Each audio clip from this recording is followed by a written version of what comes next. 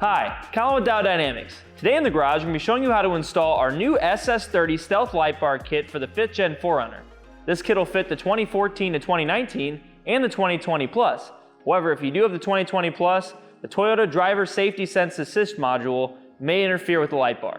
Let's get started.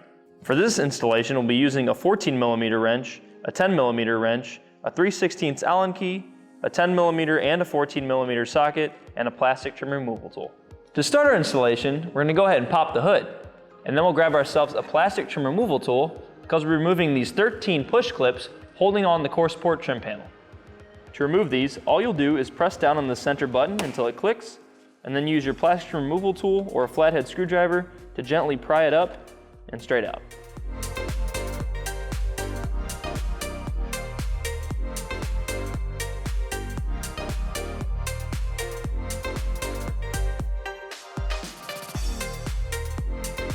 After you've removed your core support trim panel, you're going to want to grab a plastic trim removal tool to remove 6 push clips, as well as a 10mm socket to remove this bolt holding the bumper onto the top of the core support.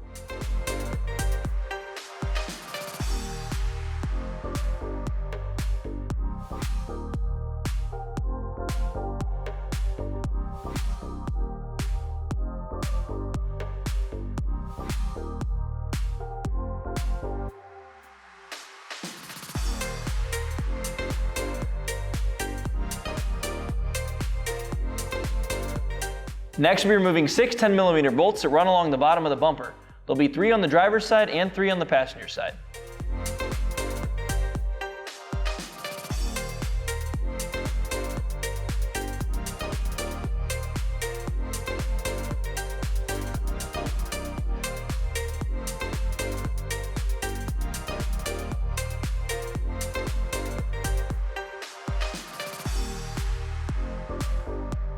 After you have the clips taken out, we can then go ahead and reach underneath the bumper and disconnect the factory fog light harness.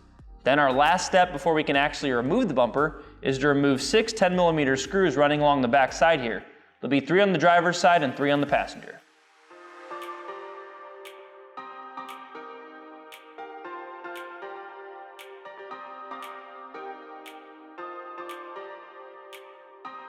Now that we've removed those screws, the only thing holding the bumper onto the vehicle is the fender liner. So we're going to go ahead and take our plastic trim removal tool and slowly pry the bumper away from this fender liner.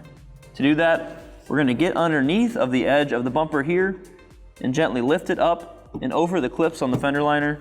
And then for these two, we'll get underneath of the fender liner clips here and slowly pull the bumper out and away. And then do the same steps on the passenger side of the vehicle. Now we can go ahead and remove our bumper. For this step, we do recommend you have a friend with you just to make sure nothing gets damaged upon removal, but you can do this yourself. To remove it yourself, go ahead and get a firm grip directly in the center of the bumper and then pull straight out to release the clips underneath the headlights.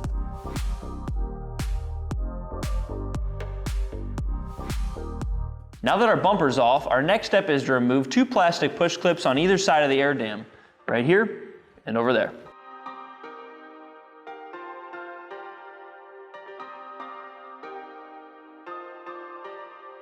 If you look closely at the crash bar, right underneath the air dam, you'll notice that there's 3 bolts. You're going to use a 14mm socket to loosen the middle bolt on either side of the vehicle.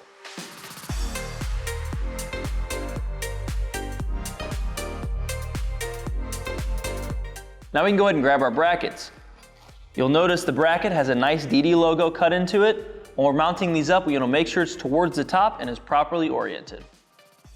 To mount these, we're going to want to take the bottom and slide it underneath of the air duct and underneath of the 14mm bolt that we had loosened earlier. And then the top, we're going to want to line with the hole we created on the top of the air duct here, where we removed our plastic push rivet. We could take our supplied M6 screw and nylon lock washer and feed it through the front of the bracket and through those holes, and then secure it with our 10mm nut. Make sure to only leave it hand tight to save room for adjustment later. And then repeat those same steps for the other bracket.